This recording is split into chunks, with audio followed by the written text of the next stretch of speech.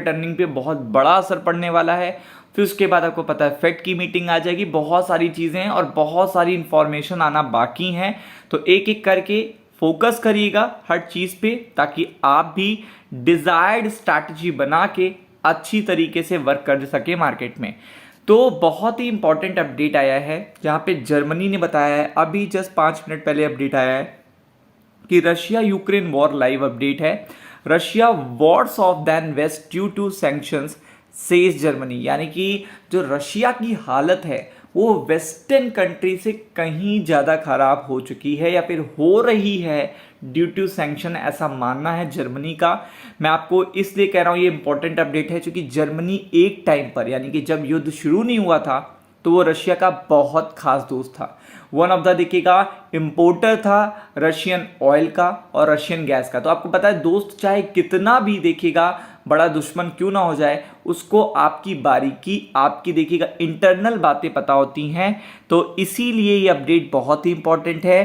तो अगर आप देखेंगे European Union sanctions targeting Russia for the war in Ukraine are having the desired effect, यानी कि जिस लिए यूरोपियन सैंक्शंस लगाए गए हैं उसका डिजायर इंपैक्ट देखने को मिल रहा है रशिया पर, ऐसा कहना है जर्मन गवर्नमेंट स्पोक्स पर्सन। तो आप समझ सकते हैं, adding to that high inflation was hitting the Russia economy more strongly than the west. उन्होंने क्या कहा है कि रशिया की इकॉनमी इन्फ्लेशन की मार झेल रही है और वो मार वेस्ट की इकॉनमी से बहुत ज़्यादा है। और ये तो बात कहीं ना कहीं सही भी है।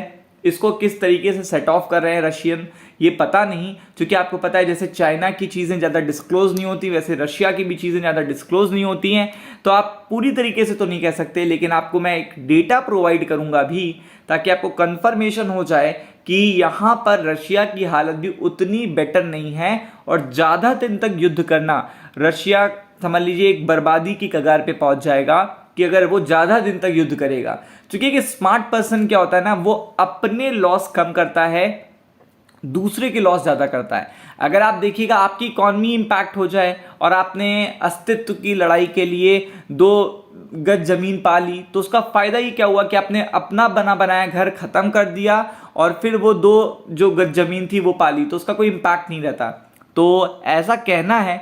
और आपको पता है कि अगर रशिया टूटेगा नहीं तब तक वो समझौता करेगा नहीं। तो रशिया को समझौता तभी समझ में आएगा जब वो भी एक पहल करे कि लाइक हम बात करना चाहते हैं, वॉर को एंड करना चाहते हैं, क्योंकि वो बड़ा प्लेयर है और यूक्रेन छोटा प्लेयर है। और यूक्रेन अभी तक तो कहीं से भी ये बात नहीं कर रहा है कि वो कहीं से भी युद्ध रोक रहा है या फिर वो किसी भी तरीके से युद्ध रोकने की कोई कोशिश कर रहा है। तो यहाँ पे ये जो पर्टिकुलर इन्फ्लेशन का कंसर्न आया है, इससे ये कहा जा सकता है कि अगर लगातार ये यूक्रेन वॉर, जिस तरीके से यूक्रेन लगातार डटा हुआ है, थोड़े थोड़े युद्ध विराम करके फिर डट जाता है, और जिस तरीके से वेपन की सप्लाई हो रही है, जिस तरीके से अमेरिका की तरफ से फंडिंग की जा रही है, तो ज़्यादा दिन तक अगर रशिया वॉर करता है तो उसकी इकॉनमी कोलैप्स कर सकती है, क्योंकि यहाँ पे जो इन्फ्लेशन है रशिया में वो बहुत ज़्यादा है। अब मैं आपको दिखाता हूँ डेटा, आप ट्रेडिंग इकोनॉमिक्स पे जाके पढ़ लीजिएगा।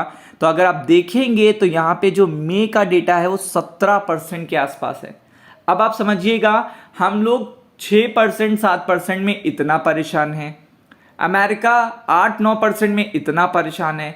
तो जहाँ पर 17% का इन्फ्लेशन होगा और जिस पे लगातार यूरोपियन कंट्रीज सैंक्शंस लगा रहे होंगे, उस इकॉनमी का क्या हाल हो रहा होगा। ये रियल डेटा है, इसमें कोई भी देखिएगा आपको काट छाट देखने को नहीं मिलेगी।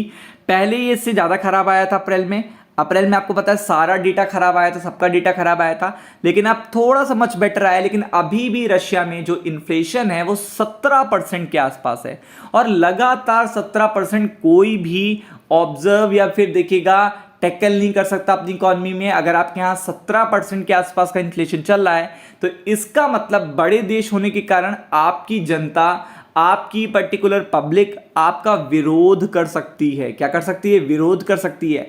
जैसा कि आपको रिसेंट देखिएगा 2-3 कंट्री में, श्रीलंका, पाकिस्तान, अफगानिस्तान, इन सब जगहों पे देखने को मिला है। क्यों? क्योंकि वहां पे इन्फ्लेशन कितना 10%, 13%, 16%, 14%। तो आपको देखिएगा कितना रोष हो जाता है जनता में तो आप समझ सकते हैं कहीं पे 17% होगा तो जनता भी आपके खिलाफ आके खड़ी हो सकती है।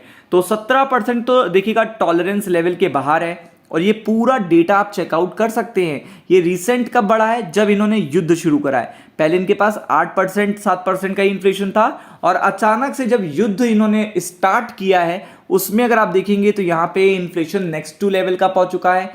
इनके देखिएगा न्यू बायर तो ये ढूंढ रहे हैं, बट आपको भी पता है कि इतनी शिफ्टिंग इतनी स्विचिंग करने में इतना आसान नहीं होता कि सब चीजें टैकल करें। ओवरऑल कहने की बात यह है कि लॉन्ग टर्म तक अगर रशिया इस तरीके से लड़ता रहेगा तो वो उसकी इकोनॉमी को डिस्ट्रॉय कर सकता है। और ये वन ऑफ द देखिएगा पॉजिटिव पॉइंट है मार्केट के लिए कि रशिया इन्फ्लेशन को टैकल करने के लिए और ये चीजें ज्यादा दिन तक देखिएगा खराब ना हो चुकी, रशिया के पास एक समय बाद हथियार भी कम पड़ने लगेंगे।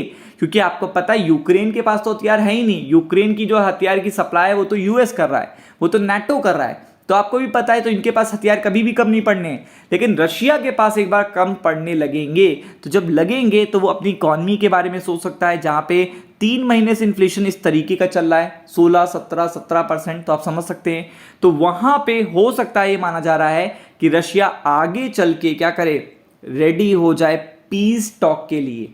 यानी कि आपको भी पता है कि जब दोनों देशों को ये लगने लगेगा कि अब समझौता ही एक लास्ट उपाय है, यानी कि अगर आपको पता है ना कि compromise is the last solution, अगर जब आप दोनों पार्टियां जान जाती है कि कॉम्प्रोमाइज करके हीरो बन के ज्यादा हम नहीं यहां पे मैटर को सॉल्व कर सकते हैं, तब जाके देखिएगा पूरे वर्ल्ड के लिए ये पॉजिटिव अपडेट आ सकती है कि यहां पर पीस टॉक के लिए रशिया रेडी हो जाए। इसके चांसेस अभी भी बहुत कम हैं, क्योंकि कई बार ऐसे निगोशिएशन किए गए हैं, बट आफ्टर दैट जो स्टेटमेंट ऑन द ग्राउंड आता है, मीडिया के सामने आता है, वो डिफरेंट आता है।